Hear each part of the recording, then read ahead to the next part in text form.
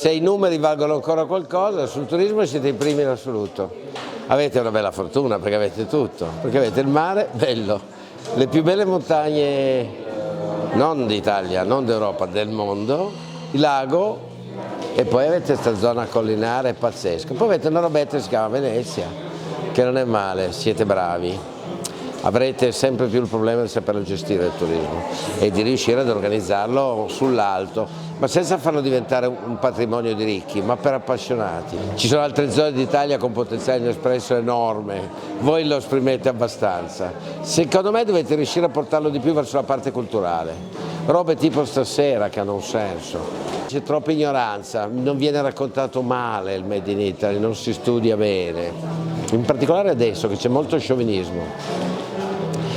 Siamo bravi, noi come capacità manufatturiera siamo tra i più bravi al mondo, questo è chiaro, però siamo dei pessimi narratori, stasera per esempio l'ho detto. E poi dobbiamo smettere di questa roba di arrabbiarci per l'Italian Sound che ci imitano. Io dico sempre che Eschilo diceva non è felice l'uomo che nessuno imita o invidia. Speriamo che continuino a imitarci, perché il giorno che smettono di imitarci è un problema, vuol dire che non siamo più bravi. E per il resto le robe vanno studiate attentamente, non buttate lì, leggere, studiare. Proprio questa generazione Z, cioè quelli tra il 2012 e il 97, quindi tra gli 11 e i 26 anni. Io vado molto all'università, quindi vedo questi ragazzi tra i 19 e i 23 e i 24, bravissimi, tutti con la borraccia, un grande senso del tema della sostenibilità. Quella sarà la generazione che ci toglie dai problemi e ce la faranno. Sai perché? È la prima generazione che è già nata nelle difficoltà, cioè non ha più la sicurezza di avere miglior benessere dei propri genitori, dovrà conquistarselo. Secondo me siamo sulla buona strada con loro.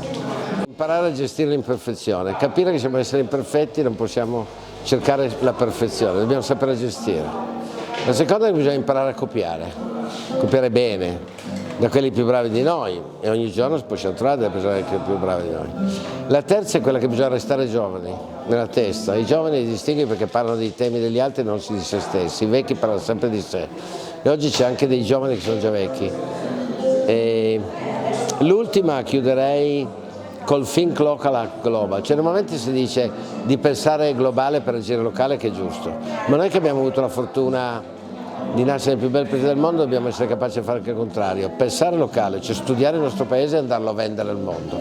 Cari giovani, non prendete mai consigli da quelli della mia generazione, che vi stanno consegnando l'Italia con 3.000 miliardi di debiti e un problema ambientale enorme e pretendono ancora di darvi consigli. Fate come vi pare che farete sicuramente meglio di noi.